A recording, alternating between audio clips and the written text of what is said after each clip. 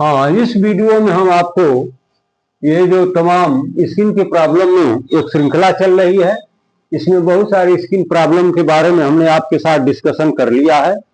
आज जिस प्रॉब्लम के बारे में हम डिस्कशन करना चाहेंगे उसका नाम है herpes zoster. Herpes zoster part 1 में हम एक ऐसे वायरल इन्फेक्शन के बारे में चर्चा करना चाहेंगे जो हमारी स्किन पर एक सीवियर प्रॉब्लम क्रिएट करने में सफल होती है। तो आइए, हर्पिक जोस्टर क्या है? यह एक वायरल प्रॉब्लम है जिसका वायरस है हर्पिक वायरस। यह हर्पिक जोस्टर का दूसरा नाम भी है जिसको हम कहते हैं सिंगल्स। यह एक वायरल संक्रमण है जो वायरिसेला जोस्टर नामक वायरस से होता है और इसी के कारण चिकन पॉक्स भी होता है। तो आपने क्या सुना कि वायरस तो एक ही है जिसका नाम है वायरिसेला जोस्टर। ये वायरिसेला जोस्टर हमारे शरीर में जो संक्रमण फैलाता है, जो प्रॉब्लम क्रिएट करता है, उसी को हम नाम देते हैं हर्पिक जोस्टर। लेकिन यही वायरस कभी कभी एक दूसरी प्रॉब्लम भी क्रिएट करता है जिसको हम नाम देते हैं चिकन पॉक्स। चिकन पॉक्स का नाम तो पॉसिबली आपने सुना होगा। यह एक बहुत कॉमन प्रॉब्लम है, लेकिन अब आज के तारीख में तो इस पर काफी ये जो वैक्सीनेशन है इसका लाभ देखने को मिल रहा है। ये प्रॉब्लम बहुत अब कम हो गई है, लेकिन होती तो जरूर है, कहीं ना कहीं तो जरूर दिखाई दे जाती है। तो ये वायरस जो है कभी कभी सिंगल्स यानी दाद की भी उत्पत्ति का कारण बन जाता है। तो वायरस एक है, लेकिन इसके इन्फेक्शन से प्रॉब्लम्स अनेक हैं। पहला जो इसका मुख्य इन्फेक्शन है वह है हर्पिक जोस्टर, और दूसरा भी काफी प्रोमिनेंट है, वो है चिकन पॉक्स, और तीसरा है सिंगल्स यानी दाद दिनाई जिसको आप बोलते हैं। तो ये ऐसा एक एक्यूट प्रॉब्लम है जो इसके वजह से हो जाता है। इसके कारण में बताया गया, यानी हर्पिक जोस्टर का कारण है तो कारण बताया गया वायरिसेला जोस्टर वायरस, जिसको हम वी के नाम से जानते हैं, यानी वायरिसेला, जेड से जोस्टर, वी से वायरस। तो वायरिसेला वायरस वी यह एक हर्पिक वायरस है जो चिकन पॉक्स और दाद जैसी बीमारियों का कारण बनता है। चिकन पॉक्स एक बार रिकवर होने के बाद ये वायरस जो है डॉर्मेंट्री कंडीशन में चला जाता है, यानी सुसुप्तावस्था में चला जाता है, लेकिन अपने फेवरेबल परिस्थितियां पाने पर यह जो है फिर रीएक्टिव होता है, और जब ये रीएक्टिव होता है तो दाद, या जिसको आप सिंगल्स के नाम से कहते हैं, वो उत्पन्न हो जाती है।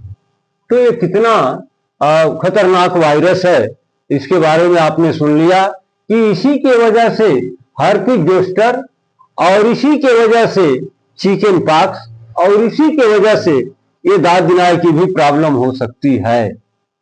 अब इसका लक्षण क्या मिलता है, कैसे आप जानेंगे कि ये जो प्रॉब्लम है ये वायरिसेला का ही इन्फेक्शन है? तो लक्षण में आपको ये देखिए तमाम लक्षण दिए गए हैं, इनको पहचानना होगा और इन्हीं के आधार पर आप ये आइडेंटिफाई कर पाएंगे कि यह वायरिसेला का ही इन्फेक्शन है। तो पहला लक्षण जो दिखता है पीड़ित व्यक्ति में वो होता है फीवर। यानी पहले वो फीवर से शुरुआत करता है, उस पेशेंट को पायरेक्सिया होती है, फीवर की प्रॉब्लम होती है। और क्या होता है, नंबनेस एवं टिंगलिंग, यानी उसके जो एक्सट्रीमिटीज हैं उनमें झुनझुनी और सुन्नापन की फीलिंग होने लगती है। और क्या होता है, प्रभावित नर्व रूट में लगातार सीवियर पेन की प्रॉब्लम होने लगती है। ऐसा क्यों होता है? क्योंकि इस वायरस का जो इन्फेक्शन होता है वो नर्व रूट में ही होता है। तो इसीलिए जो नर्व रूट है वहां पर कंटिन्यूटी में लगातार सीवियर पेन की फीलिंग होती है, और पेशेंट उस पेन को बहुत मुश्किल से झेल पाता है, माने काफी कष्टदायी होती है वो पेन। तो टिंगलिंग के बाद, फीवर के बाद नंबनेस होगा, टिंगलिंग होगी, और जो अफेक्टेड नर्व रूट है उसमें लगातार ये सीवियर पेन की फीलिंग होगी। और क्या मिलेगा, प्रूराइटिस की भी प्रॉब्लम मिलेगी। प्रूराइटिस क्या है, तो प्रूराइटिस का मतलब होता है खुजली, इचिंग, वहां पर इचिंग भी होगी अफेक्टेड पार्ट पर। और क्या मिलेगा, हेडेक, सर दर्द होगा। अब फीवर होता है तो वैसे ही सर दर्द की प्रॉब्लम हो जाती है, लेकिन इसका हेडेक थोड़ा प्रोमिनेंट होगा। और क्या होगा, सेंसिटिविटी टू लाइट, प्रकाश के प्रति इसकी संवेदनशीलता बढ़ जाती है, इसलिए लाइट से बचना चाहता है। और रेड रैशेस, स्किन पर लाल लाल दाने निकल जाते हैं। और क्या मिलता है, पानी युक्त फफोले, और कहीं कहीं पर फ्लूइड फिल्ड ब्लिस्टर्स भी देखने को मिल जाते हैं। सेगमेंटेड मसल वेस्टिंग भी होती है, यानी मसल जो है टुकड़े टुकड़े में दिखने लगती है। तो इतने सारे लक्षण जिस व्यक्ति के बॉडी पर दिखे, आपको सोच लेना चाहिए कि वह पीड़ित व्यक्ति ये वायरिसेला का इंफेक्शन झेल रहा है।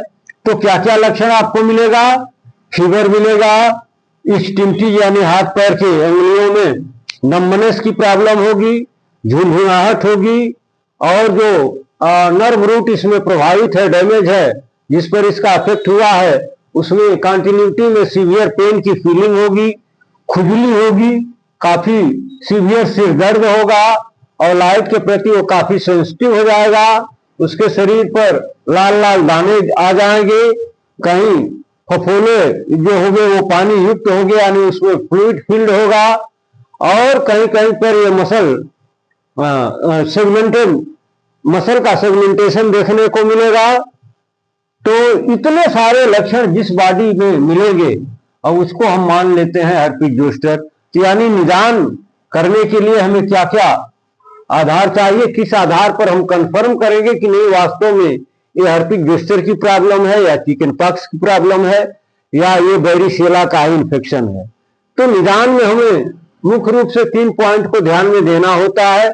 पहला है लक्षणों के आधार पर, यानी अभी इतने सारे लक्षण आपको बताए गए, अगर ये लक्षण एक आदमी में दिखते हैं तो निश्चित रूप से मानिए कि वो हर्पिक जोस्टर ही होगा।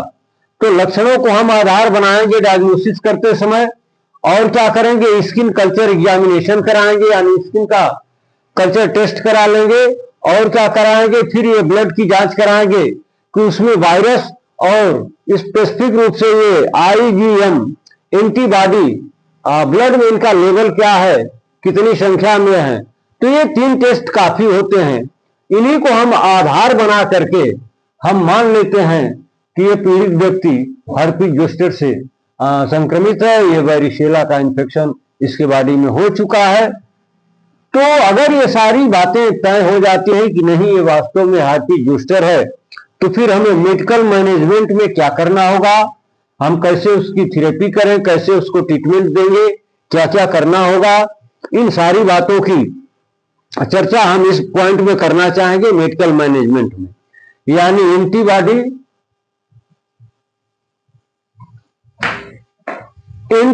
थेरेपी इसमें हम देते हैं, एंटीवायरल ड्रग्स का प्रयोग करते हैं।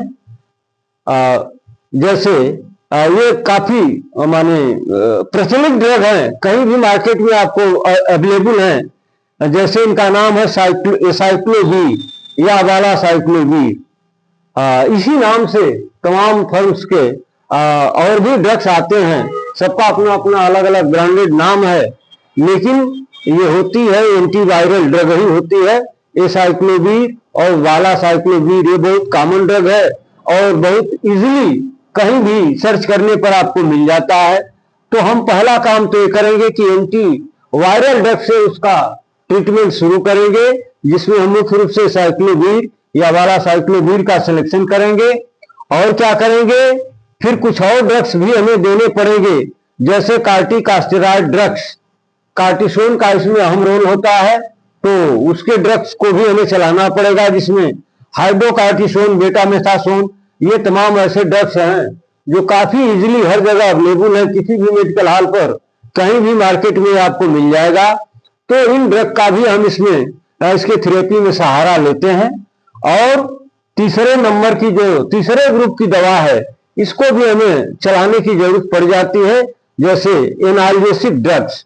जब आपको ऊपर बताया गया कि जो नर्व रूट होती है उसमें काफी सीवियर और कंटिन्यूटी में पेन की फीलिंग होती है, तो ये साधारण एनाल्जेसिक से वो पेन सबसाइड नहीं होने वाली होती है। इसमें हमें हेवी एनाल्जेसिक की जरूरत पड़ती है, जैसे मार्फिन। तो इस लेवल का जब आप एनाल्जेसिक देंगे तब पेशेंट के या पीड़ित व्यक्ति के दर्द में कुछ राहत मिलेगी, अन्यथा एक कम्बिफ्लाम खिलाने से और फ्लेक्सान खिलाने से उसे कोई राहत नहीं मिलने वाली है। चौथा नंबर पर हमें क्या करना होगा, एंटी प्रूराइटिक ड्रग्स का भी हमें यूज करना चाहिए, जैसे फिनाल है, मेंथाल है। ये एंटी प्रूराइटिक ड्रग्स क्या है, ऊपर आपको बताया गया कि इसके लक्षण में प्रूराइटिस की भी प्रॉब्लम होती है, यानी काफी इचिंग होती है। तो इचिंग को कंट्रोल करने के लिए हमें क्या करना होगा, एंटी प्रूराइटिक ड्रग्स का सहारा लेना पड़ेगा। जैसे इसमें मुख्य रूप से बहुत कॉमन दवाएं जो यूज की जाती हैं वो है फिनाल या मेंथाल इत्यादि, बहुत सारे ब्रांड हैं। इसके बाद हमें क्या करना होता है, हमें उसके एंजाइटी को माइंड करते हुए एंटी एंजाइटी ड्रग्स का भी यूज करना पड़ता है। और छठवें नंबर पर जो हम ट्रीटमेंट देते हैं वो होता है क्रॉनिक पेन मैनेजमेंट के लिए ट्राइसाइक्लिन एंटी डिप्रेसेंट जैसे एमिट्रिप्टिलिन का प्रयोग करना चाहिए, जिससे पीड़ित व्यक्ति को काफी राहत मिलेगी। अब इतने लंबे चौड़े ट्रीटमेंट में आपने कहीं भी एंटीबायोटिक ड्रग्स का नाम नहीं देखा, उसकी चर्चा कहीं भी नहीं की गई।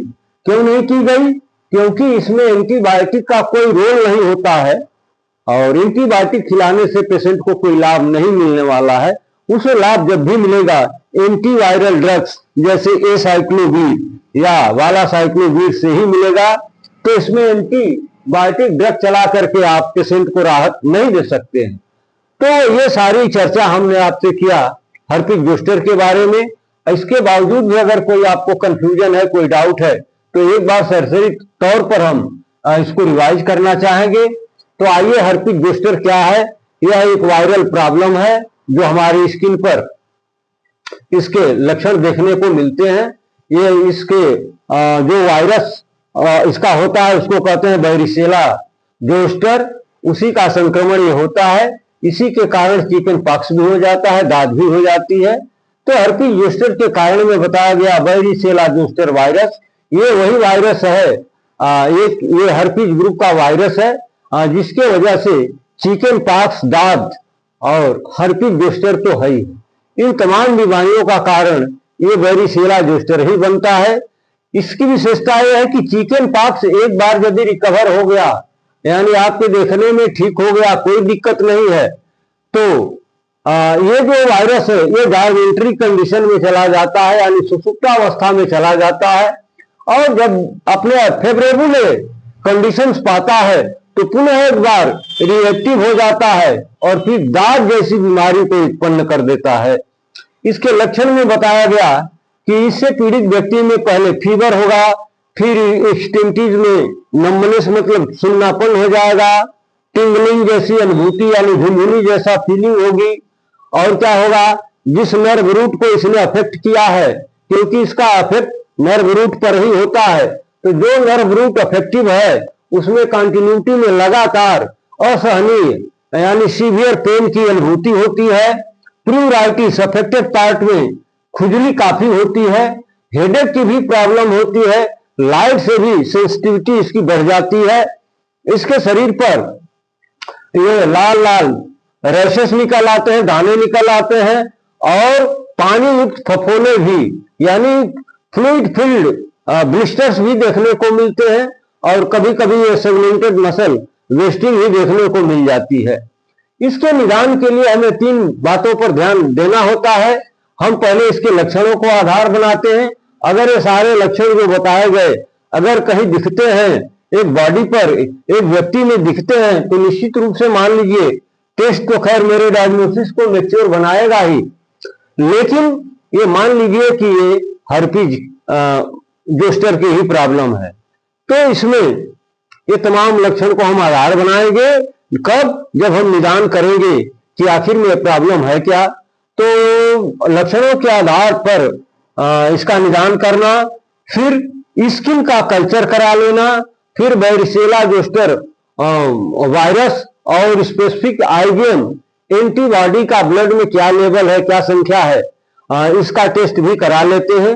अगर ये तीनों पॉजिटिव आते हैं तो निश्चित रूप से हर्पिक जोस्टर की प्रॉब्लम है और ये वेरिसेला वायरस का इंफेक्शन है। अब ये अगर प्रूफ हो ही गया कि हर्पिक जोस्टर है तो फिर हमें मेडिकल मैनेजमेंट क्या करना चाहिए, कैसे उसकी रिकवरी के लिए क्या क्या उपाय करना चाहिए।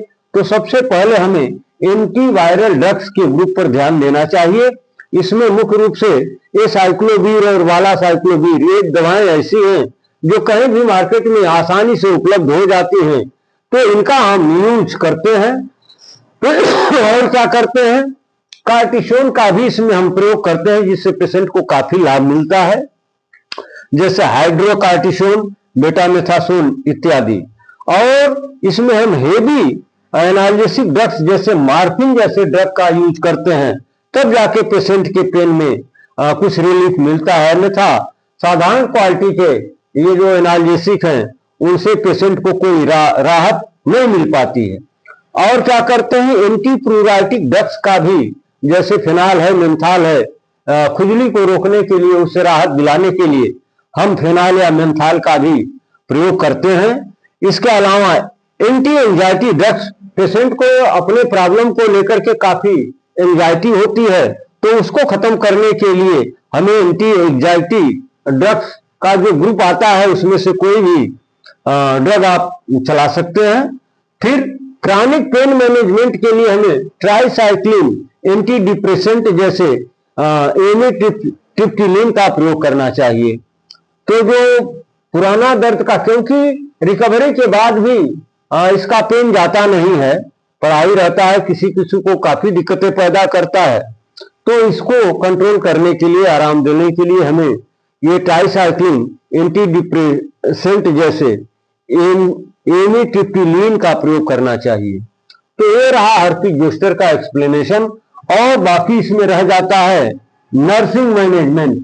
आप कैसे नर्सिंग मैनेजमेंट करेंगे, एक नर्स को क्या क्या करना होता है अपने हर्पिक जोस्टर के पेशेंट के लिए, तो इसकी चर्चा हम अगली वीडियो में करना चाहेंगे।